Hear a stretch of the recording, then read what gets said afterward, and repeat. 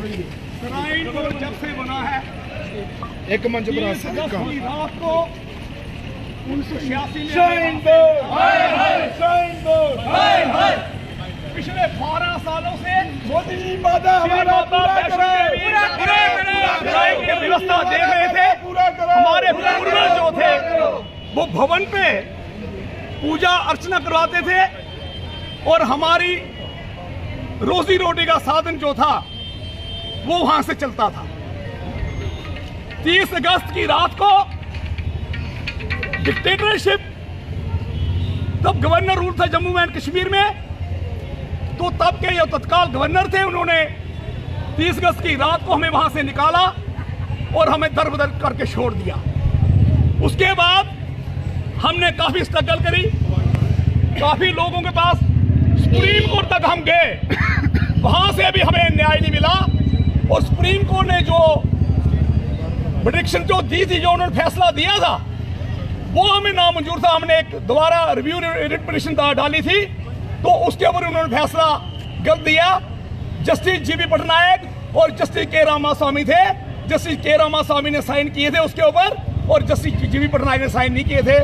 उसके बाद 8-9 महीने बाद ही हमारा जो फैसला हुआ था हमारे हक में, हमें वो जो उन्होंने जो फैसला सुनाया था, सुप्रीम कोर्ट के एक वकील ने वहां पे उनको चैलेंज किया और मुझे लगता है वो फैसला उन्होंने कहा कि किन परिस्थितियों में जस्टिस के रामास्वामी ने फैसला दिया है वो हमें नामंजूर था।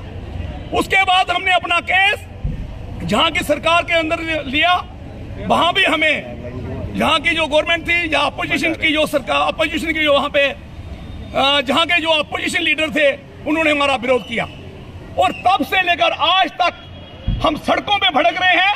हर साल 30 अगस्त को बारीदार, जो कि पूरे पहाड़ों पे कटरा के सराउंडिंग, इस पहाड़ी त्रिकुटा पर्वत के सराउंडिंग में हम लोग रहते हैं, हजारों सालों से हम यहीं पे रह रहे हैं और माता की व्यवस्था देखते थे।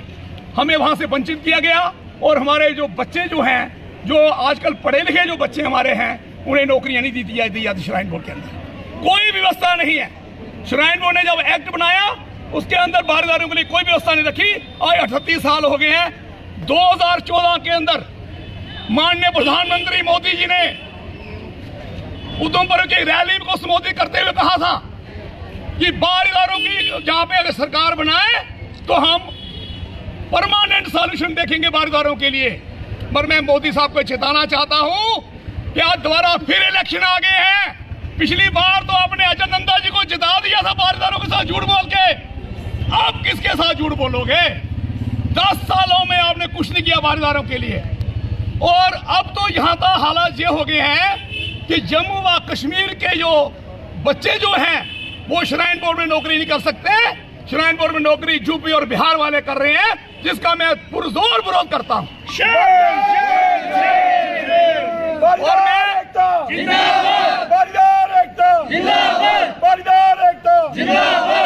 जहां के जो राज्यपाल उपराज्यपाल साहब मनोज सिन्हा साहब हैं, मैं उनसे भी कहना चाहता हूं कि बारीदार वो नहीं है जो तुम्हारे यहां से डर के मारे से भाग जाएंगे। जब हम ये भी करना चाहते हैं, हम श्री माता वैष्णो देवी हमारे जो पूर्वज थे, हम उन संस्कारों की अवहेलना कभी नहीं करेंगे। नहीं तो बारीदार जितने हम हैं, अगर हम चारा चराई करना शुरू कर दें, आपकी बंदूकें नहीं रोक सकती, आपकी फोर्स नहीं हमें रोक सकती। अगर जिसने हमने कर दिया तो मुझे लगता है मिस्टर सिन्हा साहब, आपका श्राइन बोर्ड भी चलाया जाएगा और बारीदार भवन पे होंगे। मैं ये दावे के साथ कह सकता हूँ। ये हमारे साथ शेर सिंह जी थे और हम आपको बता दें यहाँ पर आप ठीक। नमस्कार, लाइव में आप सभी का स्वागत है और मैं प्रदीप सिंह। तो इस समय बारीदार कमेटी की तरफ से यहाँ पे प्रोटेस्ट किया जा रहा है, जो कि 38 सालों से उनको सर आप भी केना के प्रोटेस्ट में आए हैं तो बताएं। देखिए, हम आपके माध्यम से प्रधानमंत्री नरेंद्र मोदी जी को ये बताना चाहते हैं कि 2014 की रैली में आपने उधमपुर के अंदर कहा था कि बारीदारों का हल निकालेंगे, अभी तक आपने कोई हल नहीं निकाला। मैं आपके माध्यम से बीजेपी के उन कैंडिडेटों को ये बताना चाहता हूं कि अगर हमारा जल्दी से जल्दी कोई मसला हल नहीं हुआ तो हम हर गांव के अंदर जा जाके बीजेपी का विरोध करेंगे और बीजेपी को वोट नहीं डालेंगे, लोगों से अपील करेंगे। अभी आपका प्रोटेस्ट कहाँ तक जाएगा? हमारा जो भी हम एसडीएम ऑफिस के अंदर जा रहे हैं, उनको अपना मेमोरेंडम देंगे, उसके बाद हमारा जो भी आगे का प्रोग्राम होगा हमारे प्रेसिडेंट साहब जैसे बोलेंगे वैसे हम करेंगे। भारत माता की जय, भारत माता की जय। माउंटेन चौक से बाबा शीरदा चौक से एसडीएम ऑफिस की तरफ प्रोटेस्ट यहाँ पे किया जा रहा है।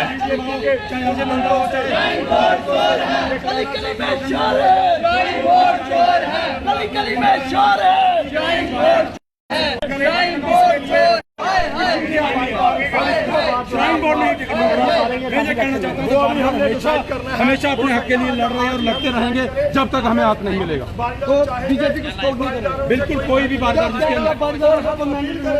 देखिए, बारीदारों को कोई मैंडेट देता नहीं था। बारीदारों ने डिसाइड किया है कि इस बार असेंबली इलेक्शन में हम अलग से कोई ऐसा फैसला करेंगे। बारीदारों का अपना कोई वो कैंडिडेट होगा, लेकिन मैं कहना चाहता हूं भाजपा को जिन्होंने बारीदारों का बेड़ा गर्क करेंगे, ये मैं कहना चाहता हूं। भाजपा को बारीदार सपोर्ट नहीं करेंगे ऐसा कहना है। सर, आज आप प्रोटेस्ट कर रहे हैं और कहां तक आपका प्रोटेस्ट चलेगा, इसको थोड़ा सा बताएं। देखिए, बारीदारों ने आज प्रोटेस्ट शुरू किया है कि हम शिरदर चौक से शुरू होकर एसडीएम ऑफिस तक जाएंगे। और ये मैं कहना चाहता हूँ कि आज पिछले 36 सालों से सरकार हमें मूर्ख बनाती जा रही है। बारीदारों को उनके हक की बात नहीं करती। जितने भी लीडर हैं हमारे साथ वायदा तो जरूर करते हैं, लेकिन हमारी कोई बात नहीं करता। खासकर मोदी जी ने हमसे झूठ बोला और झूठे प्रधानमंत्री हैं मोदी जी। और मैं कहना चाहता हूँ कि भाजपा ने हमारे साथ धोखा किया। जब भी ये कोई सरकार करना चाहती है तो भाजपा उसमें अड़ंगा डालती है, हर बार यही होता है। तो ये मैं कहना चाहता हूँ कि बाकी पार्टियों ने हमारा कुछ नहीं किया, लेकिन भाजपा ने खासकर हमारा विरोध किया। धन्यवाद। फिलहाल बाबा शीरदा चौक से यहाँ पे एसडीएम ऑफिस तरफ की जा रहे हैं और एसडीएम को सौंपेंगे। उसके बाद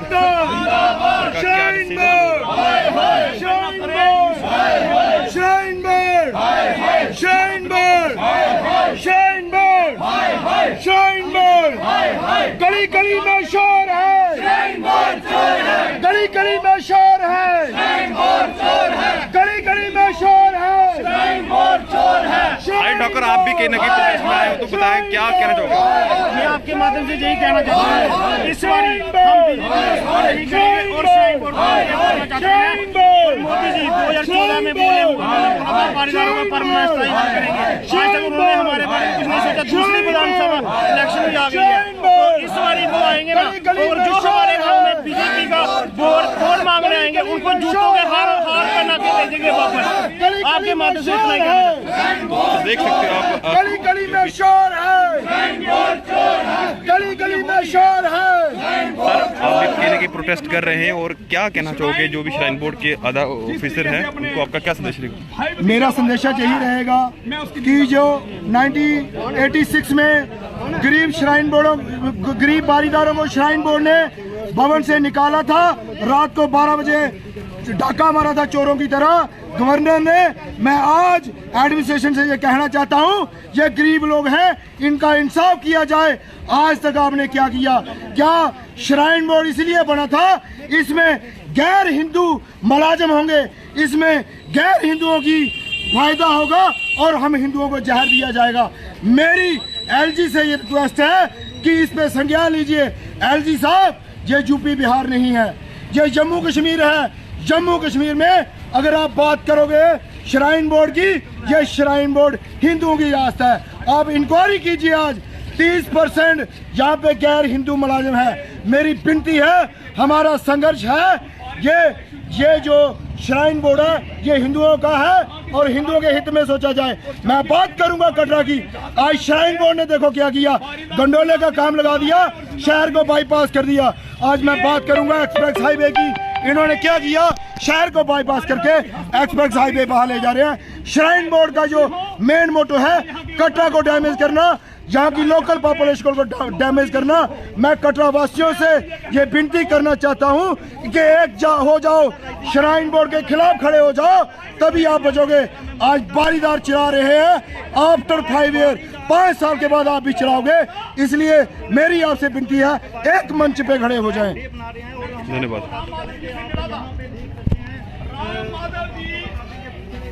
मैं उनसे मिला था, राम माधव जी से, हमारे वालों का इशू वहाँ पे उन्होंने टेकअप किया। उन्होंने हमारे इशू को बड़ा लाइटली लेके ये कहना शुरू कर गए कि राम माधव जी सीधा भगवान से उतरे हैं, सीधा धरती में आ गए हैं, क्योंकि उनको समझ थे ही नहीं। तो इस तरीके की बातें राम माधव जी ने मुझसे की है। मैं ये कहना चाहता हूँ कि राम माधव जी आप बहुत बड़ी हस्ती हो भाजपा के अंदर। मोदी जी ने कहा, Modi ji prime minister India के, उनको अपना फायदा पूरा करना चाहिए ताकि लोगों में और गरीब जनता में, गरीब आवाम के अंदर ये मैसेज आए कि मोदी जी जो कहते हैं वो करते हैं। नहीं तो हम सब ये कहेंगे कि मोदी जी जुमला करते हैं, वो उनका जो बोलना होता है वो एक जुमला होता है। तो अपने वादा जो है किया है वो पूरा करें।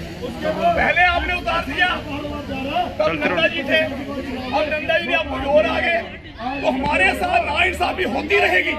और मैं बारीदारों से अपील करना चाहता हूँ, आप अपने आप को भी सुधारिए। जो बारीदार भाई मेरे उनके साथ चलते हैं उनको भी खुलकर विरोध करना चाहिए कि हमारे बारीदारों से कोई वो फायदा मैंने पूरा करें, फिर हम आगे चलें।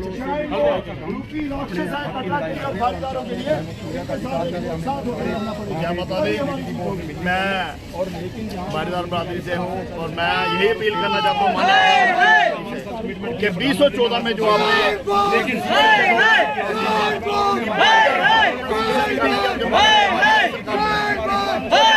विधायक नरसिंह जीते भी की सरकार भी बनी, मैं यही अपील करूंगा कि माननीय प्रधानमंत्री नरेंद्र भाई मोदी से कि अपना